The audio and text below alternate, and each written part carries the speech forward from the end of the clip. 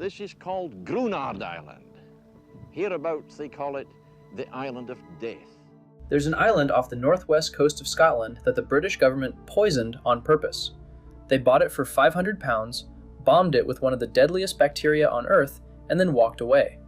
For nearly 50 years, nobody was allowed to set foot on it. So what happened on Gruinard Island, and how did a handful of anonymous activists finally force the government to clean up its mess? The answer involves secret weapons, dead sheep washing ashore, a cover story about Greek sailors, and a bucket of contaminated soil left on the doorstep of a military lab. Gruinard sits in Gruinard Bay, roughly halfway between the villages of Gairloch and Ullapool on Scotland's remote northwest coast. It's pronounced Gruinard, by the way, which I had to look up because nothing about Scottish Gaelic spelling is intuitive. The island itself is small, about 2 kilometers long and 1 kilometer wide, shaped like a rough oval, covering around 200 hectares. At its closest point, it's only about a kilometer from the mainland. On a clear day, you can see it easily from the A832 road, just a low green hump sitting in the water. There's a lay-by where you can pull over and look straight at it. Looks peaceful, almost boring. Nothing about it from a distance suggests anything unusual at all. The terrain is mostly grass and heather, treeless and windswept, with rocky shoreline and a gentle rise toward the center. The climate is standard for the Scottish Highlands, wet, cool, and gray more often than not. It's the kind of place that would barely merit a second glance on any map, which is exactly why the military chose it.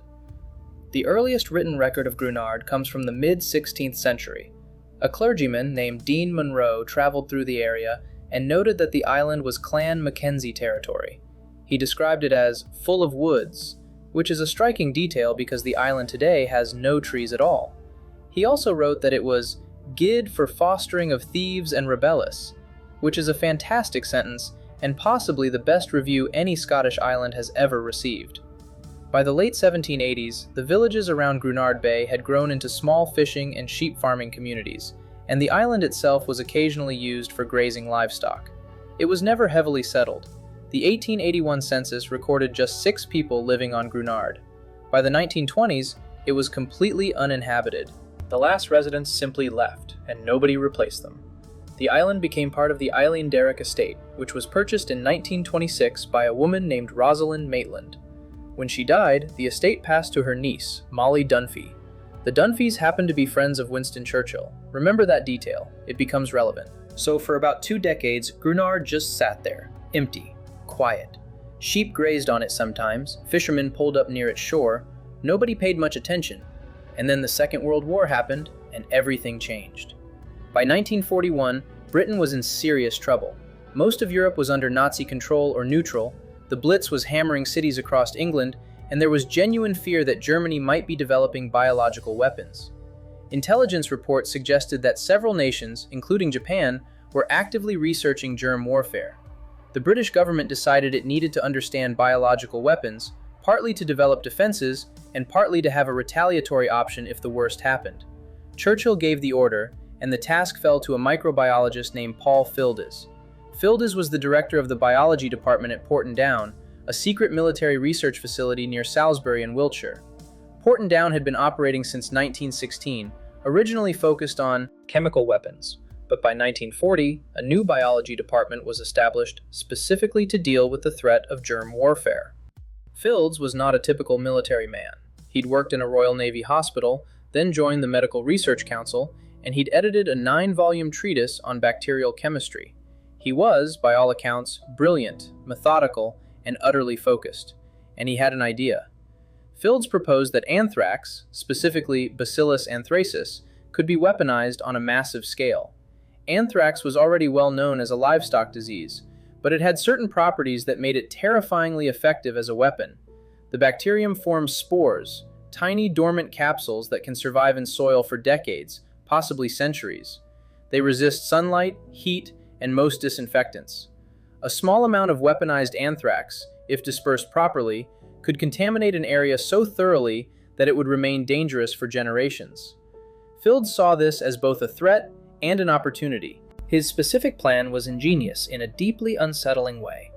He proposed producing millions of small linseed cakes, the kind normally used as cattle feed, and lacing them with anthrax spores. These cakes would then be dropped from RAF bombers over German pastures. Cattle would eat them, become infected, and die. The contaminated meat would enter the food supply. Anthrax would spread through the livestock population and inevitably jump to humans who handled the infected animals. The result would be a catastrophic famine coupled with a massive public health crisis. The plan was codenamed Operation Vegetarian. The name was apparently a grim joke. But before any of this could happen, Fields needed to prove it would work. He needed a test site, and the requirements were very specific. Somewhere remote enough that contamination wouldn't spread to populated areas, somewhere uninhabited, somewhere easy to quarantine, and somewhere accessible enough that scientists could actually get there and back. Whitehall's planners scoured the map, and their eyes landed on Gruinard. Whether Churchill's personal friendship with the Dunphy family played a role in the selection, nobody knows for certain. But the island fit every requirement perfectly. Zero population, low surrounding density, far enough from the mainland to prevent spore drift, close enough for boat access. In 1942, the War Office purchased Gruinard Island for £500. It was designated X-Base. All access was banned. At this point, nobody on the mainland had any idea what was about to happen. The locals in the surrounding villages saw soldiers arriving and assumed it was just routine military activity. Wartime secrecy was absolute. No explanations were given, none were required. The man put in charge of the field operation was Sir Oliver Graham Sutton, a meteorologist, which tells you something about how carefully they were thinking about wind patterns and spore dispersal. David Henderson, another Portendown scientist, was responsible for the actual weapon. The team numbered about 50 men. They brought equipment, protective gear, and sheep. Lots of sheep. Around 60 to 80 animals were transported to the island by dinghy, rowed across from the mainland, and herded into what the scientists called the exposure zone. The anthrax strain they used was called Volum 14578, named after Professor R.L. Volum, the professor of bacteriology at the University of Oxford, who supplied it. It was a highly virulent form of the bacterium, chosen specifically because it was exceptionally lethal. The first test took place on July 15, 1942. A bomb filled with anthrax spores was suspended from a 6-foot wooden gallows, positioned about 100 yards upwind from a group of 15 sheep. Each sheep was placed in a wooden crate with an opening for its neck, to prevent cross-contamination between animals. The bomb was detonated. A cloud of brownish dust drifted across the grass toward the animals. For the first couple of days, nothing seemed to happen. The sheep appeared normal. Then, on the third day, they started to collapse. Blood began oozing from their mouths and nostrils. 13 of the 15 sheep died. The tests continued through the summer of 1942 and into 1943. In total, 22 mortar-launched bombs were fired onto the island, and at least one larger bomb was dropped from a Wellington bomber cruising at 7,000 feet. The results were consistent. The sheep died within days, every single time. The anthrax spores proved devastating, and they survived the heat of detonation, which was a critical finding. The scientists had proven that anthrax could be effectively delivered as an airborne weapon. Some of the experiments were filmed on 16mm color stock. That footage was classified for over 50 years and wasn't released to the public until 1997. You can actually find clips of it online now. It's grainy and clinical. You see soldiers in gas masks and protective suits loading sheep into dinghies. You see the animals being placed in their crates on the island. You see the detonation, and then a pale cloud moving across the landscape toward the animals. It's quiet and methodical and deeply disturbing. Now here's where things started to go wrong, beyond the obvious. The dead sheep were supposed to be disposed of on the island. The plan was to push the carcasses to the base of a cliff and then detonate explosives to bring the cliff face down on top of them, burying everything. But the demolition didn't go as planned. Several of the carcasses were blown into the water instead of being buried. They floated away. And then, dead animals started appearing on the mainland. At a beach called Melon Udrigal, a contaminated sheep carcass washed ashore and caused an anthrax outbreak among local livestock. About 100 animals on the mainland died. Farmers were confused and alarmed. They had no idea what was happening. The government, bound by wartime secrecy, couldn't tell them the truth. So the Secret Service invented a cover story. They blamed a Greek freighter that had supposedly been passing through the area, claiming its crew had been dumping rotten animal carcasses overboard. The farmers were quietly compensated. The payments were made quickly and generously, specifically to prevent anyone from asking too many questions. It worked. Word didn't spread. Back on the island, the scientists tried to clean up. They set fire to the heather, hoping to burn off the anthrax. But when they tested the soil afterward, they discovered that the spores had migrated underground, forming what one report described as a deadly underground lacework of infectious organisms. The fire had done nothing. The anthrax was in the earth itself. In 1943, the tests on Gruinard were terminated. The island was declared permanently off-limits. Warning signs were erected on the shore and on the adjacent mainland, and then, essentially, everyone left. Meanwhile, thousands of kilometers away, the broader plan was moving forward. Operation Vegetarian was in full production. A cosmetics company called J&E Atkinson had been contracted to manufacture the anthrax cattle cakes. Workers at the factory cut open feed pellets, inserted a small soap plug along with anthrax spores, and sealed them back up. They were producing up to 200,000 per week. Each cake weighed about 10 grams, and 1,000 of them cost roughly 15 shillings to produce. By May 1942, more than 5 million cakes were already sitting in warehouses. Engineers had modified 12 Lancaster bombers to carry and drop them over German pastures. The plan was ready to execute, but it never was. The course of the war shifted. D-Day came and went. By the time the Allies were pushing into Germany, the strategic calculus had changed. A biological attack that would contaminate European farmland for decades didn't make sense when victory through conventional means was within reach. The cattle cakes were never deployed. After the war ended, the entire stockpile, all 5 million of them, was incinerated. Paul Fields was knighted in 1946 for his services, which is quite something when you think about what those services actually were.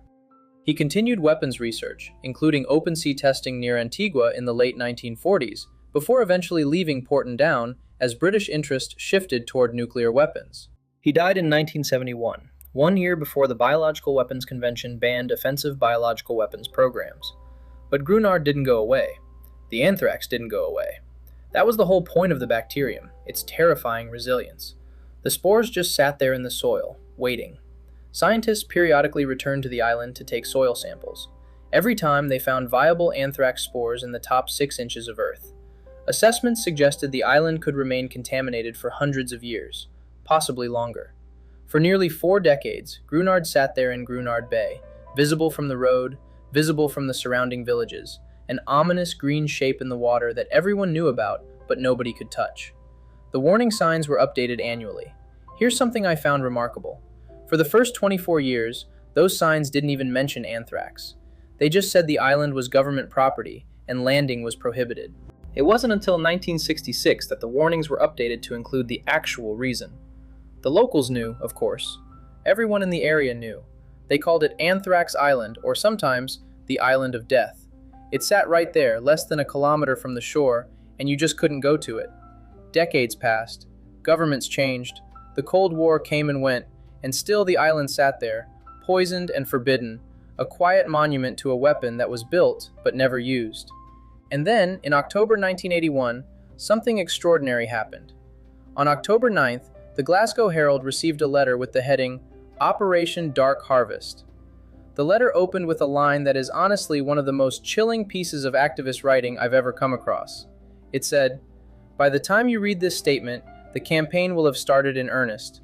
The first delivery will have been made, and where better to send our seeds of death than to the place from whence they came." The letter was signed by a group calling itself the Dark Harvest Commando of the Scottish Citizen Army. They claimed to include a team of microbiologists from 2 universities in Scotland, and they claimed to have done something that should have been impossible. They said they had landed on Gruinard Island with the assistance of local people and removed 300 pounds of anthrax-contaminated soil. That's roughly 140 kilograms, and they said they were going to distribute it at appropriate points around the United Kingdom to force the government to finally decontaminate the island. The Ministry of Defense initially hoped it was a hoax. They searched Porton-Down, the military laboratory in Wiltshire, and found nothing. Then they searched again. This time, they found a bucket of soil sitting near the perimeter fence. They tested it. It contained Bacillus anthracis. The anthrax was real. and the soil matched Gruinard Island, 600 miles to the north. Then, days later, a second package appeared. This time, it was at Blackpool Tower, right in the middle of the Conservative Party conference. The timing was clearly deliberate. A sealed container of soil was found in a locked cupboard at the top of the tower. When tested, this sample contained soil consistent with Gruinard, but did not test positive for anthrax. Whether it was a genuine sample that happened to come from an uncontaminated part of the island, or whether it was deliberately chosen to make a point without causing actual harm, nobody ever established. The investigation that followed was intense. Police suspected the culprits were somewhere in the local community around Gruinard Bay, people who knew the waters, knew the island, and had a reason to care about its cleanup. Suspicion fell on a range of groups: anti-nuclear activists, Scottish nationalists, people living alternative lifestyles in the Highlands. But no arrests were ever made. Not a single person was ever identified, charged, or prosecuted. The Dark Harvest Commandos had appeared, delivered their message in the most dramatic way imaginable, and vanished. At the end of 1981, one final message appeared. It was pinned to the doors of the Scottish office in Edinburgh. It said, simply, that their work was done, for now. That last bit, for now, is quietly terrifying. Years later, a BBC Scotland documentary suggested a possible link between the Dark Harvest Commandos and Willie McRae, an SNP politician and anti-nuclear campaigner who was found dead in the Scottish Highlands in 1985 with a bullet wound to his head. The circumstances of his death were never fully explained. Whether McRae was actually connected to the group remains unproven, but it gives you a sense of the political intensity surrounding this story. Now, whether the Dark Harvest Commandos directly caused the government to act, or whether they simply accelerated something that was already being discussed behind closed doors, is debatable. But the timeline speaks for itself. Within 5 years of their campaign, decontamination began. In 1986, a massive cleanup operation launched on Gruinard Island. The method was straightforward in concept, but enormous in scale. Teams of workers sprayed the entire island, all 485 acres of it, with 280 tons of formaldehyde solution diluted in seawater. The most heavily contaminated topsoil around the original dispersal sites was physically removed and sealed away. The operation took years. Constant testing followed every phase. The decontamination wasn't without consequences. The formaldehyde runoff seeped into the ocean and gradually destroyed the intertidal ecosystem around the island, killing barnacles, crustaceans, and seaweed. Research into the recovery of these organisms was still ongoing as recently as 2007, when scientists noted that recolonization is ongoing rather than complete. The cleanup saved the island from anthrax, but it created a different kind of environmental damage in the process. There's something almost ironic about that. In 1987, a flock of sheep was placed on the island as a living test. If the sheep survived, the decontamination had worked. The sheep survived. They remained healthy. And then came April 24, 1990. Junior Defense Minister Michael Newbert traveled to Gruinard Island for a carefully staged photo opportunity. He walked across the island, stood before the cameras, and physically removed the warning signs that had been posted there for 48 years. Gruinard was officially declared safe. The quarantine was over. It had been the longest quarantine of any island in recorded history. 1 week later, on May 1st, 1990, the island was sold back to the heirs of its original owners. The price? £500, the exact same amount the government had paid for it in 1942. Nearly half a century of contamination, cleanup, and controversy, and the transaction was settled for what amounts to pocket change. I found that detail oddly poignant. So what is Gruinard Island like today? If you drove along the A832 between Gairloch and Ullapool and pulled into the lay-by near the village of Lade, you'd see it sitting right there in the bay, low and green and unremarkable. There are no buildings on it, no pier, no facilities of any kind. A local farmer takes a flock of sheep over by boat each summer to graze on the grass, which grows thick and healthy now. Birds nest on it, oyster catchers and curlews and geese. Sea eagles patrol the skies above. Rabbits move through the undergrowth. By all appearances, nature has fully reclaimed the island. It looks, frankly, like any other small Scottish island that nobody particularly thinks about. But almost nobody goes there. Partly because it's privately owned and there's no reason to visit. Partly because there's no easy way to land. And partly because, well, it's still called Anthrax Island. That name sticks. One visitor who landed by kayak in 2017 wrote about walking through the deep grass and feeling nervous, even though the decontamination had happened 27 years earlier. The history, he said, felt close. I think most people would feel the same way. You can read the government reports, you can look at the soil test results, you can watch the sheep grazing contentedly, and still feel a quiet unease about walking on ground that was deliberately poisoned with one of the most lethal substances on Earth. In 2022, Gruinard made headlines again when a large fire swept across the island. The entire 200 hectares burned. NHS Highland said there was no public health risk. A spokesperson for the Gruinard estate, which owns the island, said the fire actually did the island good, clearing impenetrable old growth and making way for fresh vegetation.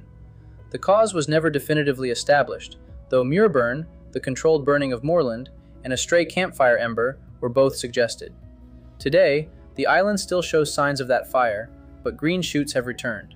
Before I wrap up, there are a few more things about this story that I think are worth knowing.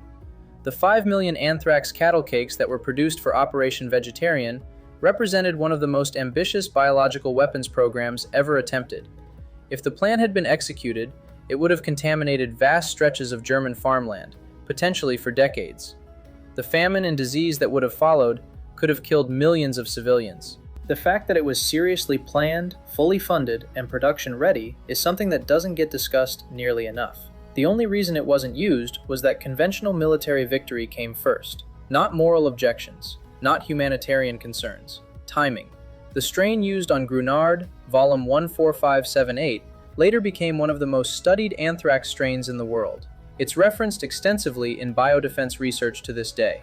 The very bacterium that was meant to be a weapon ended up contributing significantly to the science of protecting against biological attacks. And here's something that quietly nags at people. The decontamination in 1986 was unprecedented. Nobody had ever tried to clean anthrax from an entire island before. The formaldehyde method worked, by every measurable standard. The sheep are healthy, the soil tests come back clean, but anthrax spores are extraordinarily resilient. They can survive in soil for decades, possibly centuries. Brian Moffat, an archaeological director working at a medieval hospital excavation site, pointed out in 2001 that his team had found anthrax spores that had survived buried in the ground since the Middle Ages. His observation was simple. If anthrax can survive at a medieval site, there's no reason to assume it hasn't survived in more recent ones. As he put it is a very resilient and deadly bacterium. Not everyone is fully convinced that Gruinard's story is over. The broader context matters too. Britain wasn't alone in this kind of research. The Soviet Union operated a massive biological weapons facility on Vozrojdeniya Island in the Aral Sea, testing anthrax, smallpox, plague, and other agents from 1948 onward. When that facility was abandoned in 1992, the staff simply walked away, leaving improperly stored containers of spores behind. The United States didn't decontaminate those sites until 2002, at a cost of $5 million. Gruinard was relatively small and relatively contained. The global history of biological weapons testing is far larger and far more disturbing than most people realize. What stays with me about Gruinard is the gap between what the island looks like and what the island means. From the road, it's nothing. A patch of green in a Scottish bay, sheep and birds and grass. But underneath that normality is a story about what governments are willing to do in wartime, how long the consequences can last, and how sometimes it takes anonymous people with a bucket of contaminated soil to force accountability. 40 years of official indifference, ended by a group that appeared, made their point, and disappeared without a trace. Nobody knows who they were to this day. If you know anything about Gruinard that I didn't cover, or if you have a connection to the area, I'd genuinely love to hear about it in the comments. Thanks for watching, and I'll see you in the next one.